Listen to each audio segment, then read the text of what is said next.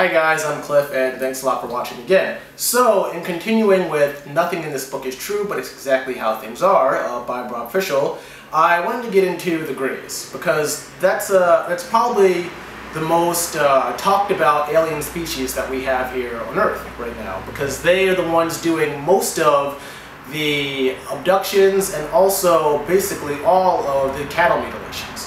So, I want to talk to you first about where they're from. Originally, the Zeta Reticuli are from Mars. So, originally, they are Martians. However, Mars is currently not inhabitable the way we think of Mars being inhabitable. But, however, it is inhabitable, and I'll get into that a little bit later. They left Mars, and they came to Earth for a little bit, but they weren't really living on Earth. And this is the time of this is the Atlantean era. So now they currently reside on a small star system called Zeta Reticuli. There are two stars, Zeta A and Zeta B, and they live off of Zeta A on the planets around there. So, most notedly, one of the most noted and famous abductions was Benny and Barney Hill. Sorry. So, basically, they were driving and they were abducted multiple times, and they had no problem outwardly talking about this. And this was in the 60s where, abduction wasn't really heard of. But they, for whatever reason, kept a little part of their memory, which the treaty that, was signed by Truman allowed them to abduct X amount of people per year, with the understanding that they would provide a list. However, the Greys have been abducting far more people and kind of lying on their list. This is the problem when you make an agreement with a race that's so far advanced. It's basically like us making a deal with a lion. However, the lion may be bigger than you and stronger than you. You always have control of the lion because you can do things the lion cannot do. So, hypnotized, Betty Hill was able to draw a star constellation of their system, which coincidentally she notes, and she talks about them living off of the Zeta A star.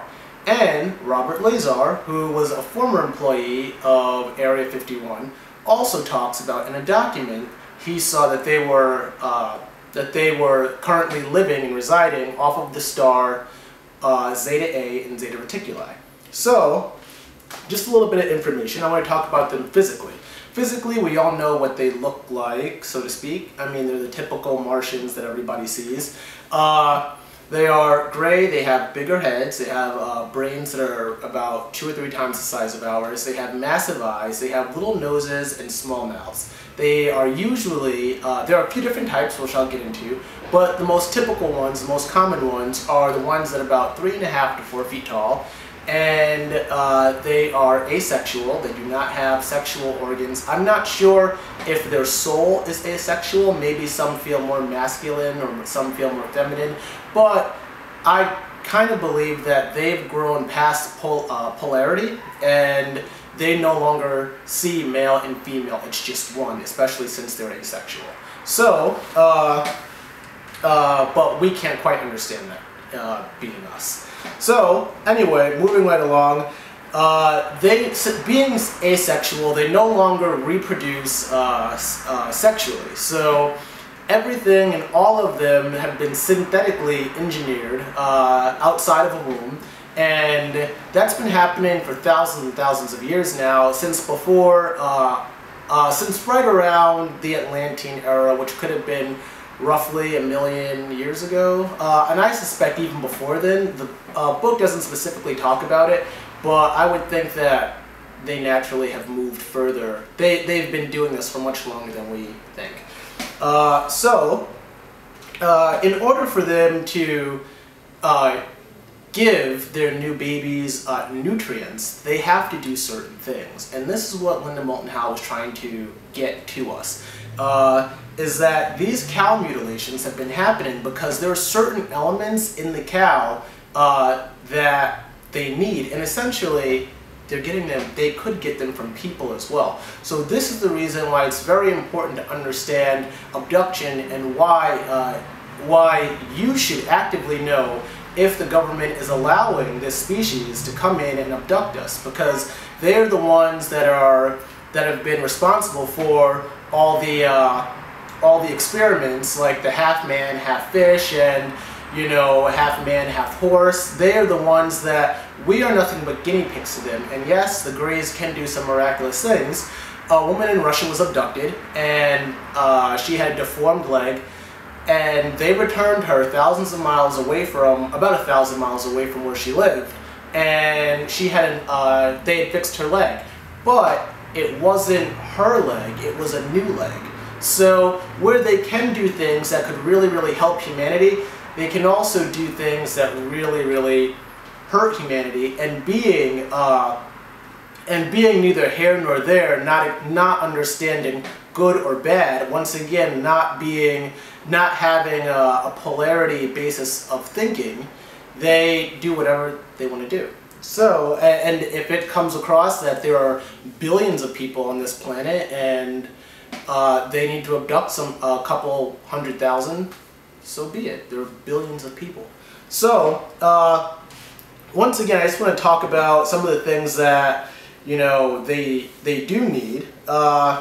They need certain organs, like our reproductive organs. There are certain glands in all these organs, like our eyes, our nose, I already said reproductive organs. There are certain glands, our anus, that produce liquids that are essential vitamins for their young and developing. So what they do is that they have in their ships and in their bases underground, which we've allowed them to have, they have these massive bins, but they're not bins the way you and I would think of a bins. They're bins of organs and blood, essentially, that are surrounded by a purple liquid and that are held together.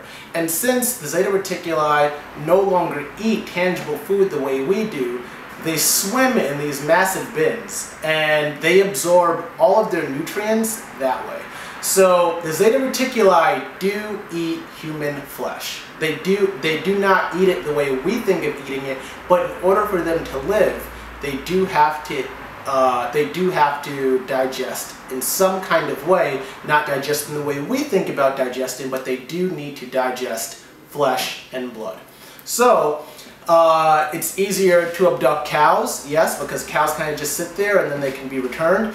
I don't know if anybody has ever seen a picture of a mutilated cow, but I will be posting up a link where Linda Moulton Howe is actually talking about these cow mutilations, and she's actually standing in front of a cow that's had its tongue, its nose, its hide, its udders, its eyes ripped out. So this is serious, and I just hope that everybody really understands that there are forces that are so far greater than us that we need to be careful.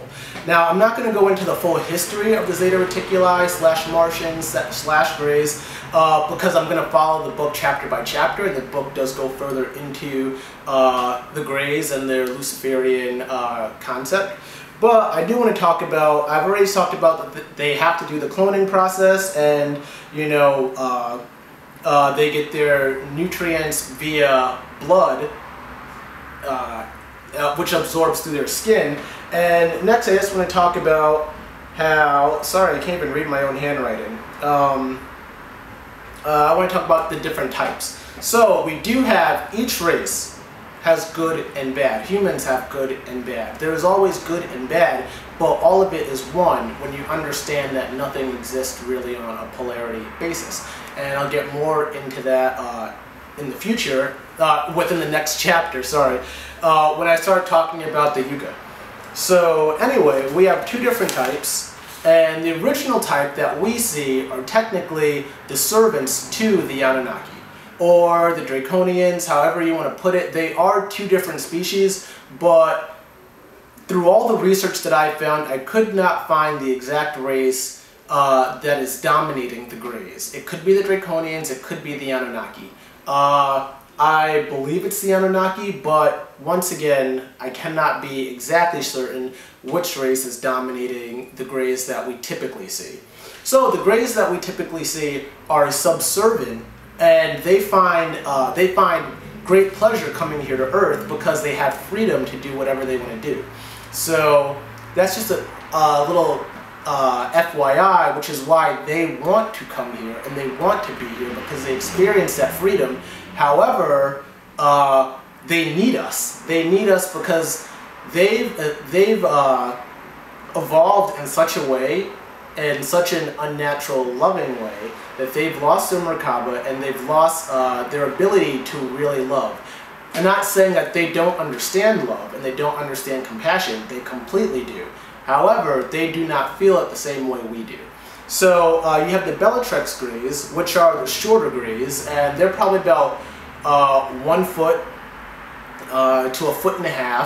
Now, like I said, I've given you the equation about a lion. This is the same theory. So you have the Bellatrix Greys that are short, and they may not look vicious, but it's like us. Like, we could take out thousands of lions. We could take out lions in 1 day.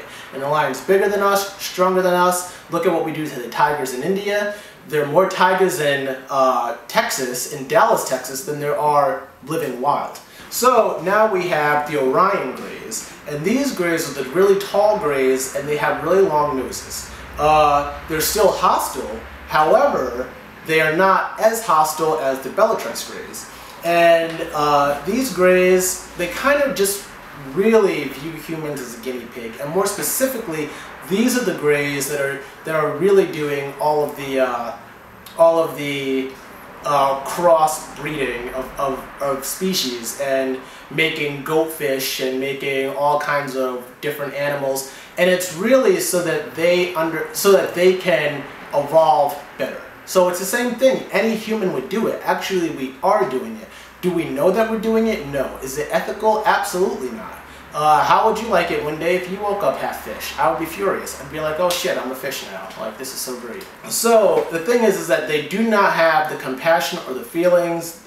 None of them do the way we experience compassion and feeling. And it's necessary to understand this first before we start going into the Greys further. So this is kind of just like a part 1 of the Greys. They are mentioned in the book, and so I have to give them a little bit of a background. So just going back a little bit to Robert Lazar, he read in a report that we have gone through 63 to 65 genetic mutations, and I'm going to call it that, to get to where we are today. So that we weren't always here. However, this is where we are now after genetic engineering. So he got a chance to work on a couple of UFOs, and on the UFOs he observed, first thing he noticed was, and he wasn't even thinking alien at this point, the first thing Bob Lazar noticed was that, wow, these are tiny seats, like no human could fit in them. And he describes the theory of, you know, us going to the moon and how we do it with a rocket going straight up. He essentially describes why we cannot do that. Because if you're going to travel in space for a long distance, you would essentially want to go, you know, a couple of light years, you know, an hour. You know, essentially like thousands of light years an hour if you're really trying to get somewhere.